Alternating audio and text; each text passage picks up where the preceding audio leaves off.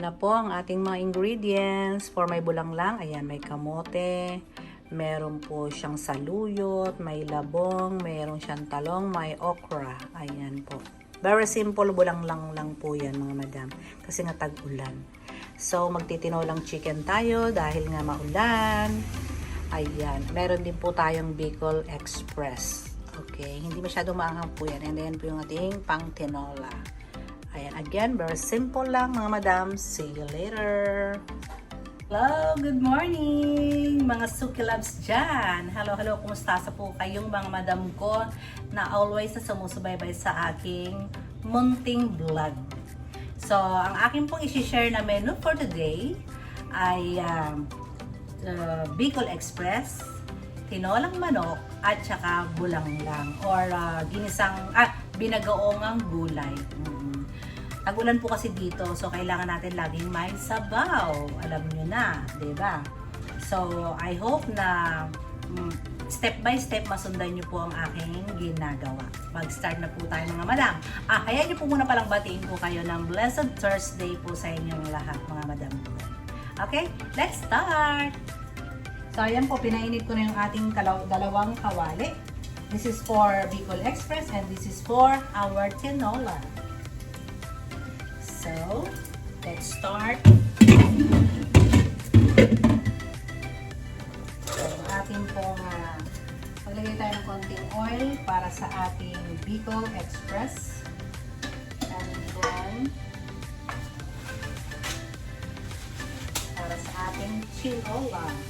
Naku, sayang yung pinagugasan ng bigas kanina. Hindi ko na i-serve na rin na itago. Sayang naman. So, lagyan din natin ng a little oil ang ating konti lang sa tinola. Sa tinola, alam ko naman, alam nyo na yan lahat, diba? Ang Bicol Express, alam ko rin, alam nyo na rin to. So, very simple lang po yung aking menu for today. So, parehas po sila, lalagyan ko ng konti, yung aking pong Bicol Express, lalagyan ko ng konting luya. Ayan. Alam ko sa Bicol, di ba naglalagay po kayo?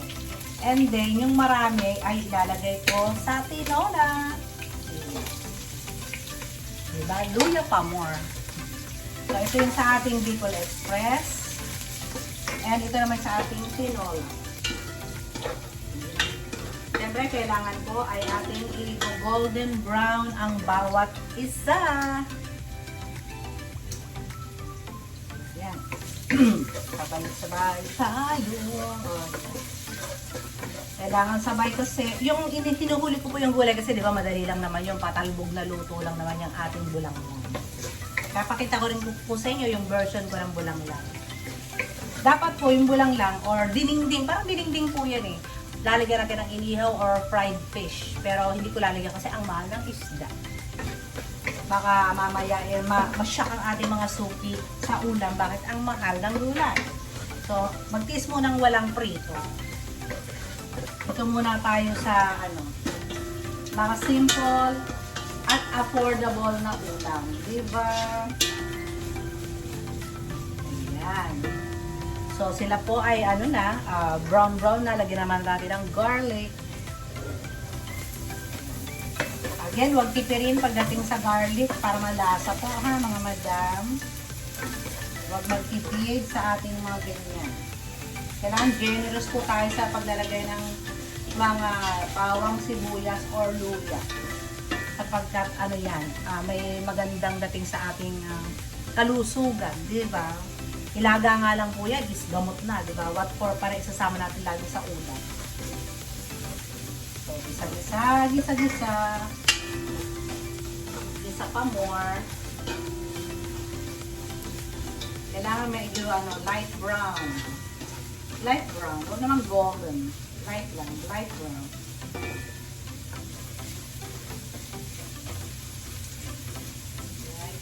brown lang.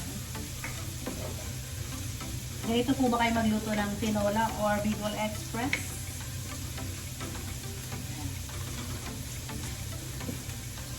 Sarap magluto, di po ba mga madam? Sino ang mga hobby din dyan yung magluto? So, ilagay na natin ang sibuyas.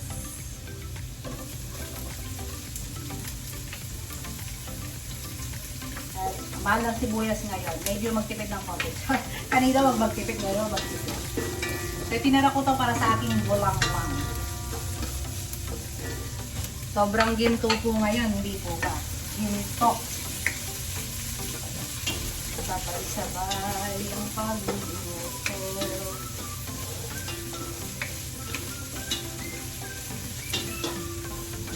Medyo maliliit ang konti ang inyong tindera ngayon. So, ayun. Okay na po siya lang. Lalagay na natin ang bagoong sa ating Bicol Express. Hugasan natin ng konti ang bagoong kasi baka majalat or maalat. Baka maalat. So, hugasan siya. Hugas.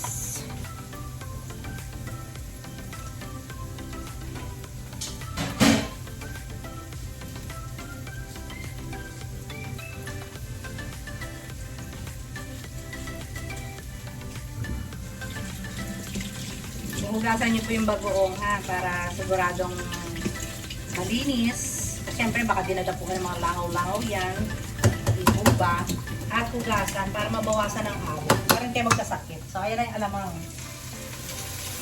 or bagoong. Ayan. Ito yung mabote.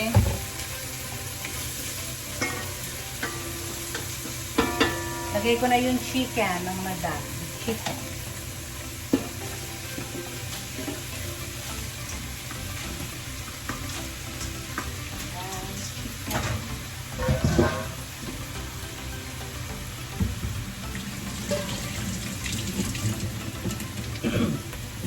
Tapos, nalagyan po natin ng pepper.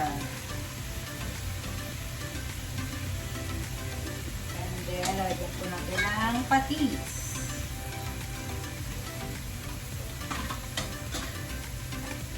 And then, halo. And then, takpan. Takpan natin ang ating tinola. So, nagisa na ang ating bagoong. Ilagay ang mahiwagang babsi. Ayan, hugas na rin, hiwa na, naka-ready na lahat. Ayan po kung pag nagluto mga madam, always ready na para hindi tayo whole ka para maghiliwa.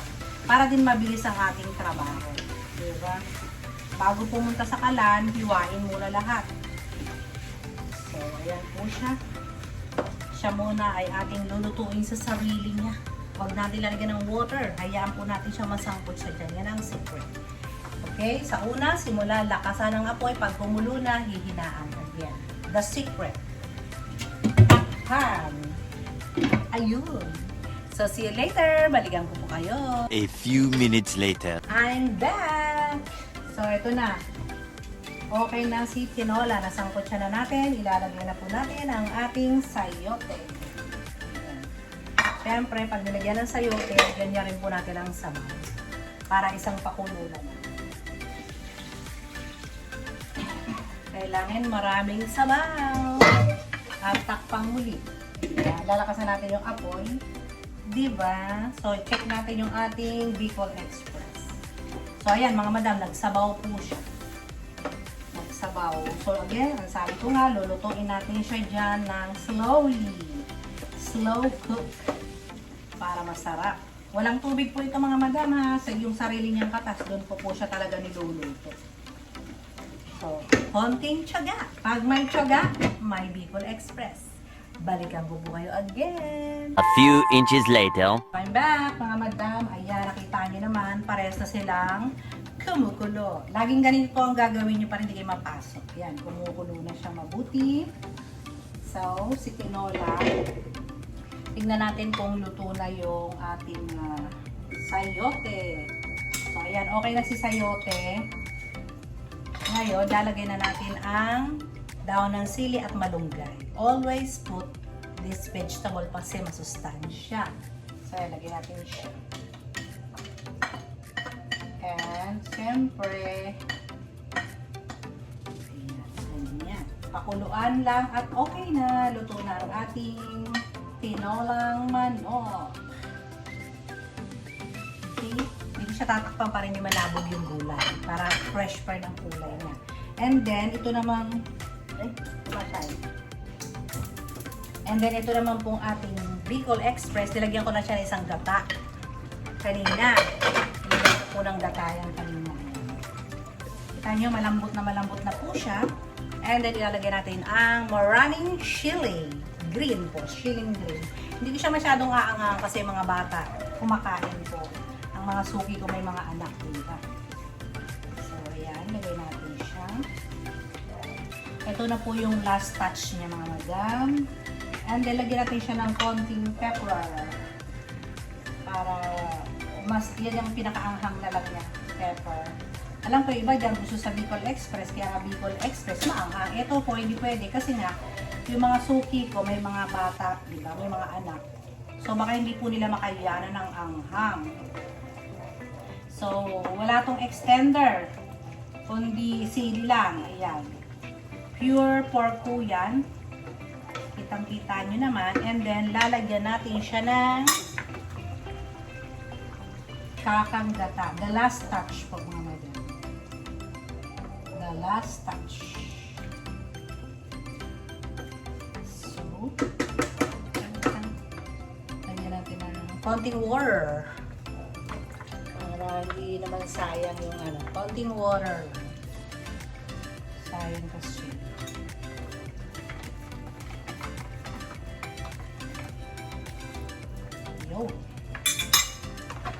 And then, takpan again. Mga 8 minutes and it's done. Balikan ko again kayo. 12 seconds later. Back. So, ito na po tayo sa ating next menu. Ang ating binagoongang gulay. Or patalbog, bulanglang, ganyan. Bahala na kayo kung ano yung pangalan nyo. Basta ito po sa akin ay binagoongan. Okay? A little oil. Ito po ay talaga sa mga nagda-diet. Talagang walang karne po ito, mga madam. As in, talagang gulay lang siya. Okay? So, let's start with the bawang. Isa natin ang bawang. This is our last menu for today. Luto na yung Bicol Express. Luto na yung tinolang manok. Ito na tayo sa ating last menu, ang binagoongan. Binagoongan with a twist carrot. Wala, simple lang to, simple. Very, very simple lang, naman. I want to share only my my version ng binagoongan. Sibuyas. Diba, kailangan complex. And the kamatis, don't forget. The kamatis. And the tomatoes.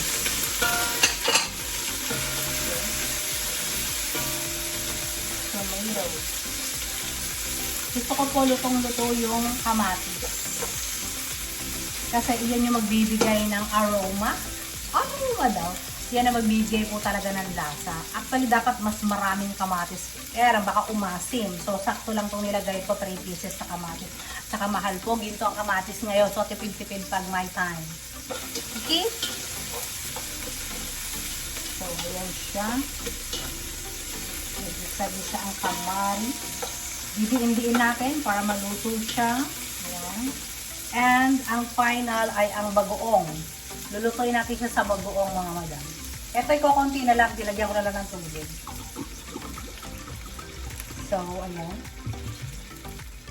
Bagoong. Hindi po yun marami. Hindi po nila lahat. Tinubigan ko lang. Ganun lang po yun. So, takpan natin siya. Pagka yung pangluto na yung kamatis, mag-a-add tayo ng water. And then, ilulubog natin yung mga ingredients. Balikan ko kayo. Hindi na ako natatapos kasi hindi bumibili ng luto. Yung kalalabas ko lang isang ulam, halos mauubos na mga mali. So, ayun na nga. Luto na po at kumulo na yung ating sabaw, yung bagoong na ginisa. Okay? So, ilagay po natin yung matigas, siyempre, yung una. So, ilagay po natin ang kamote. Ilaglag ang kamote dahil yan ay medyo matigas. Diba? Kamote muna ang ating pakuluan. Diba? Lagay ko na kaya yung pala. No. Sa tingin nyo.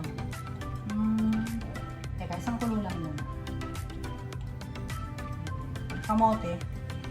Sabay ko na kaya yung talong. Pero hindi yan, madali yung talong. So, kamote na lang yun.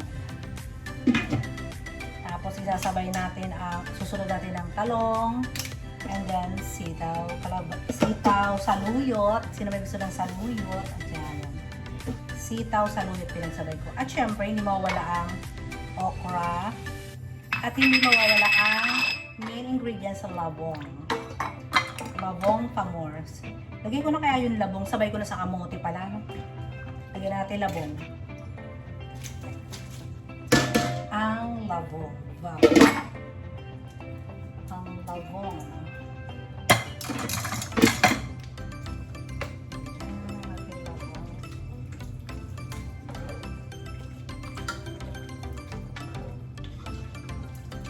Sarap, mga banda. Binagoong. So, again, pakuluan lang natin at babalikan ko kayo. I'm back again. Yung final na natin to. Yung final. So, hindi ko na po pinakita sa inyo. Nilagay ko na po yung pangalan nito. Okra and tawag ng talong. Nilagay ko na po yung eggplant at yung okra. Okay? So, ayun natin malabog ang ating binagoongan or bulanglang. Ilalagay ko naman ang sitaw at saluyot. Ito na ang final. This is my final. Okay? Final. Siyempre may konting malunggay din po yan. Dapat yung bunga ng malunggay, pero malunggay lang po. Walang bunga. Yung dahon lang po ito ng malunggay. So, ito po ay mga 5 minutes pa. And it's done, mga madam.